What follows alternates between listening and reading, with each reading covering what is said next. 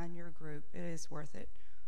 So we were talking about in Romans, that's what our Bible study's on, and we were in Romans on the circumcision of the heart, and so we were talking about a little bit about what that means physically for a person, and then what does God mean when he talks about a circumcision of the heart. And so I don't wake up usually without being grateful every day for the change.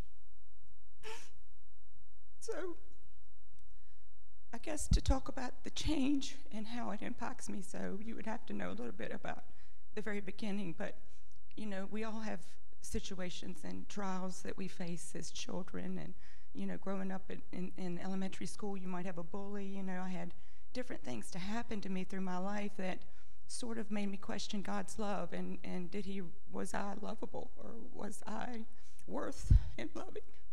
And so growing up that way turned me into a people pleaser. And I guess, you know, that's maybe a flaw of a trait, but I've always wanted people pleased. And so I can remember my mother and I having an argument, you know, before school maybe starting, and I could not concentrate. I mean, I would have to go to the office in elementary school even and get it straight, because I couldn't focus on my day if people weren't pleased with me. Same way with teachers. I would take it personally. I felt hurt. I felt harmed in a way that was causing me to pile hurts up as, okay, God, I know I'm not lovable already. I mean, do I have to keep going through this? And then I reached 7th and 8th grade, and I was badly, badly bullied. And again, I felt I must be the cause of this. I mean, I felt like I was in the way a lot as a child. I felt like, you know, this is something that Satan was really creating in my mind. I'm like chalking it up as another hurt, which has been easy for me to do, not really taking a step back now and seeing all the blessings. So that's more so my mindset at the time, was to just take it inward and take it personally, and to think that I was unlovable. So really in my teenage years, I was very rebellious. I just thought the little soft-hearted girl that I was, it didn't make any difference. I wasn't loved by God, and I didn't think he could love me, so I thought I would live my life my way, and I turned very rebellious. And I made a lot of decisions throughout those years that I felt like I was in control. I felt like I had the bull by the horns. No one was going to tell me different. They hadn't been through what I went through. No one understood me. I was just going to live my life the way I felt. And as you can imagine, Satan loved me in that state. He loved me being resentful. He loved me being arrogant and boastful, that I'm prideful and I can handle my own self. And he loved that. And he caused sin to fill a void for me, because I was so far from God. So I continued to sin, continued to live my life for me, and it really was to a point to where my marriage was suffering. You know, by this time I had children. You know, the drinking, I was drinking too much. There was things that I was taking as far as medications, you know, trying to find that fixer. And I didn't know it was God. I didn't think I was lovable. I knew he loved people, and I knew he was really good, but I didn't know how I could be good enough for him to love me. And it kept me going further and further away from him. So in the meantime, Karis, our daughter, has a situation that happens to her that causes me to become even more angry and bitter at God. Because, okay, God, you can take it out on me. That's fine. But why do you have to take it out on my children? Why is something so bad happening to my daughter? So another situation, 6 months after that, she gets stricken with a hip disease. So I am like revengeful. I'm angry. You know, I want to hurt someone. I mean, you can imagine I pushed everybody in my life away. I really didn't have any friends at the time. I was just living my life just in a disastrous way. So at the time Karis got sick, I was in a really bad spot anyway. And so I could envision myself actually hurting people. I wanted to hurt people because she was hurt, and naturally hurt people. So I just had all of the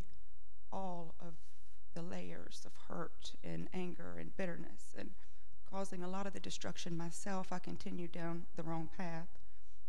And in her hospital bed, she was 6 years old. I went to the bookstore and I wanted to know why. So I bought this book. It says 21 Reasons Bad Things Happen to Good People. Because I knew bad things were going to happen to me because I was bad. But I didn't understand why my 5-year-old daughter, and then at 6 being afflicted with this hip disease, why did it have to happen to her? So I did not get too far into this book to where I saw the story of Job.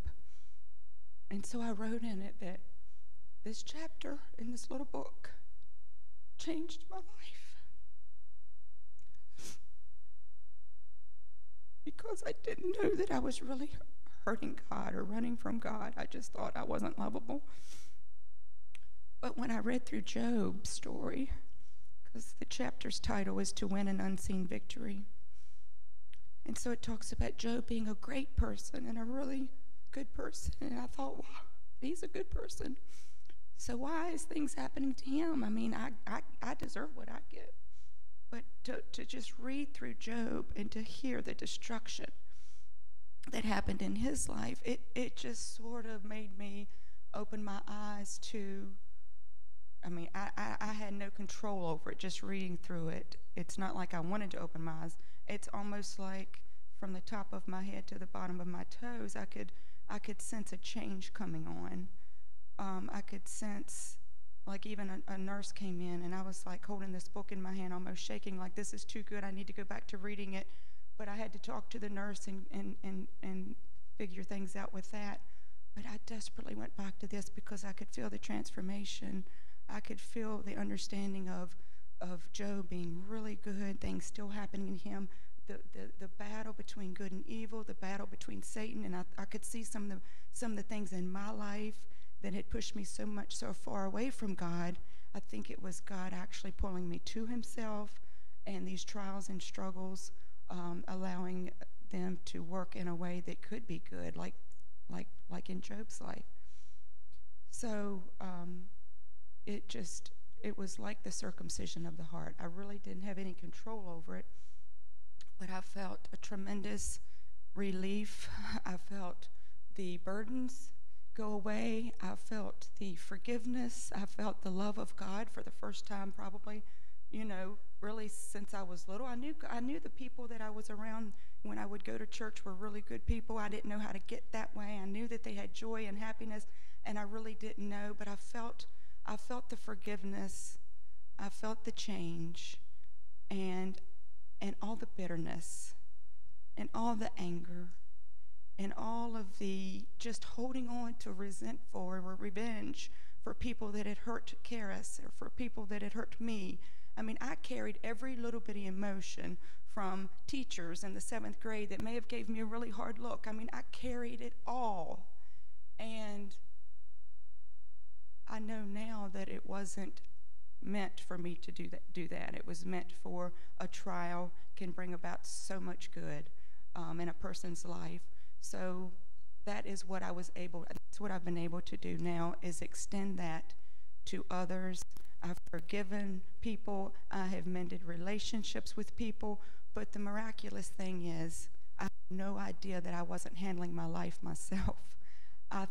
So it makes it all so much sweeter for me, because I thought I had it all together, and it was all really falling apart.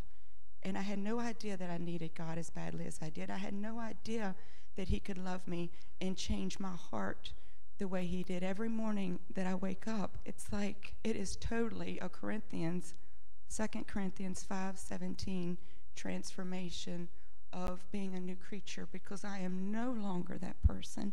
I am loved, I am forgiven, and I feel that, and I am able to extend that to others. I was immediately able to pray for those that had hurt us, to love those that have caused pain, and to see life now in a way through things, God's working things for our good. I mean, the whole attitude has changed.